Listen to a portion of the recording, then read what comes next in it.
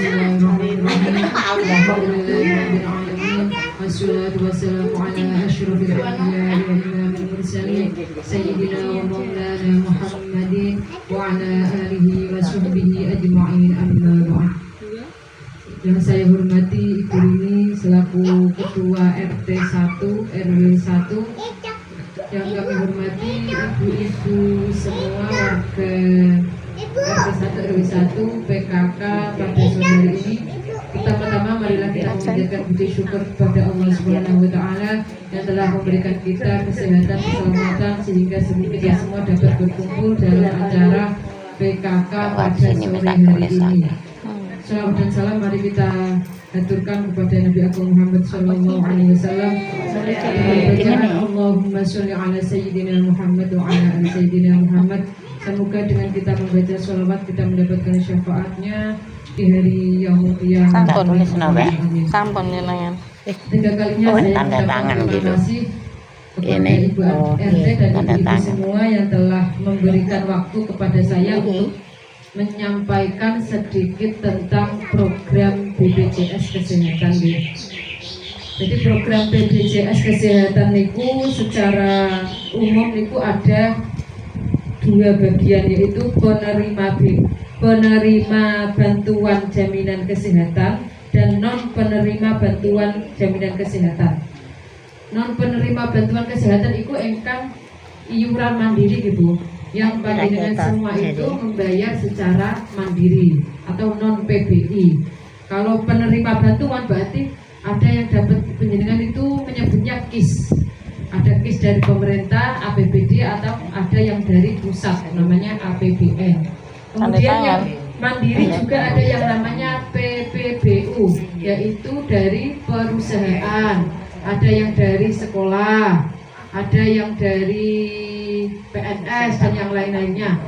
Dari perusahaan kantor garmen apa itu kan konten dari perusahaannya, yaitu namanya mandiri tapi sifatnya PPBU, jadi dibayarkan oleh perusahaannya.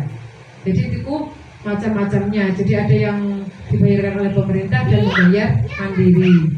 Kemudian selanjutnya niki identitas saya niku nggih kartu BPJS. BPJS niku bisa menggunakan KTP nggih. Jadi panjenengan yang pernah daftar tapi nggak dapat kartu itu nggak apa-apa. Jenengan bisa menggunakan KTP. Niki bisa menggunakan KTP. Misalkan KTP-nya hilang bisa pakai KK. Yang penting ada NIK-nya. NIK-nya itu nanti yang digunakan untuk melihat kepesertaan jenengan di komputer tempat kesehatan ya. Kemudian ada mobil JKN namanya KIS digital ya, mobil JKN. Siapa yang sudah punya mobil JKN? Gada gitu nggih. Niku kan di mobil JKN ada aplikasinya. Jenengan ada kartunya tapi di layar HP ngoten namanya mobil JKN. Kemudian ada yang dulu juga sudah dicetak modelnya kartu KIS ngoten. Jadi ini namanya kartu identitasnya bisa berupa kartu fisik, bisa digital, bisa KTP atau NIK yang ada di KK. Selanjutnya ini ada hak dan kewajiban. Hak niku apa-apa yang kita peroleh. Kalau kewajiban apa-apa yang harus kita lakukan. Haknya nopo kalau kita sudah menjadi peserta BPJS. Yang pertama yaitu kita mendapatkan fasilitas kesehatan, bisa penyakit apa saja itu bisa di cover oleh BPJS kecuali kecelakaan.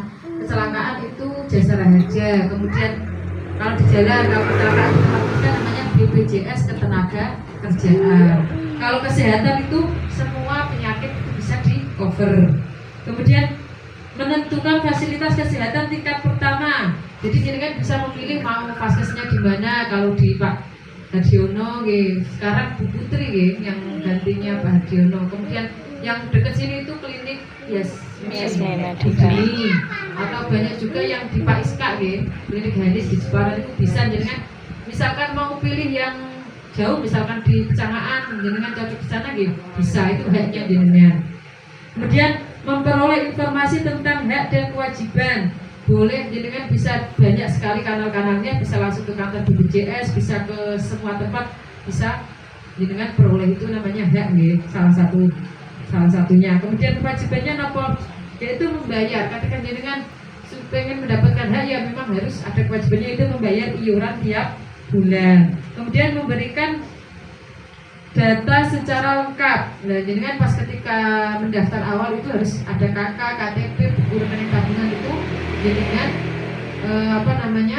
harus memberikan datanya secara lengkap. Itu kewajibannya. Dan banyak lagi. Pokoknya kewajiban itu apa yang harus kita lakukan. Kalau hak itu apa yang kita dapatkan. Nah, niki pembayar iurannya berapa?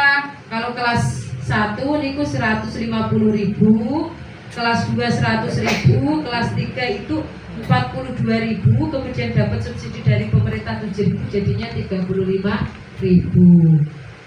Kelas 1 150 ya. Kalau lembaga itu biasanya itu 5%, yang 4% dibayarkan dari lembaganya, yang 1% iuran sendiri.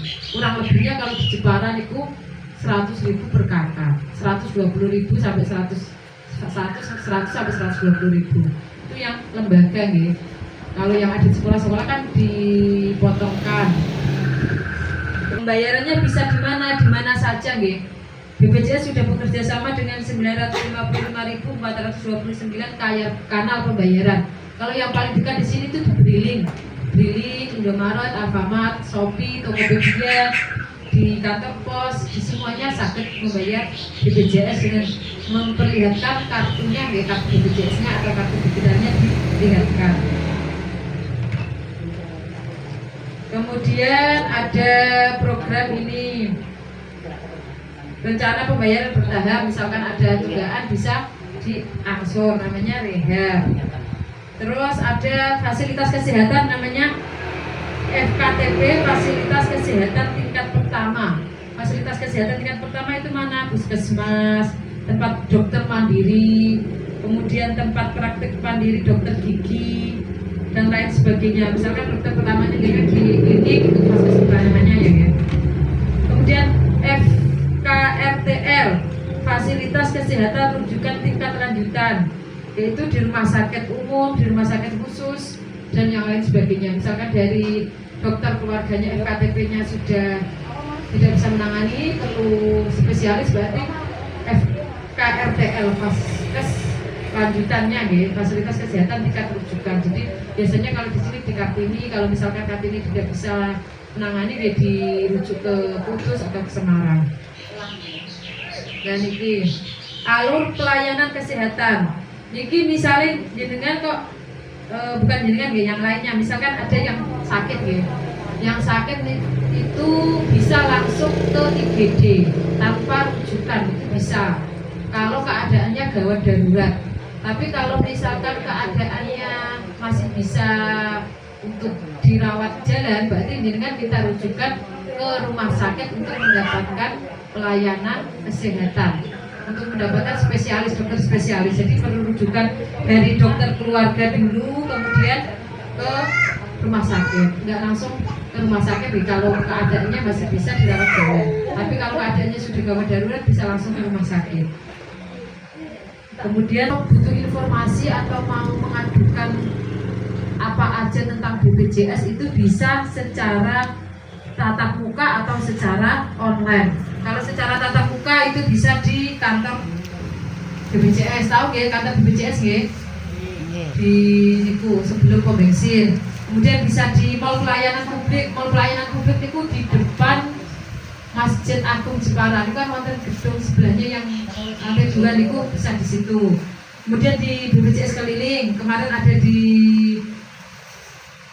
Pantai Kartini, Stadion 1, atau biasanya ada di Balai Desa, biasanya ada diinformasikan. Kemudian PPIP, FKRTL itu di rumah sakit bisa mendapatkan informasinya. Kemudian yang tanpa tatap muka, ini tanpa tatap muka penjenengan bisa lewat mobil JKN, itu ada pengaduannya di situ bisa.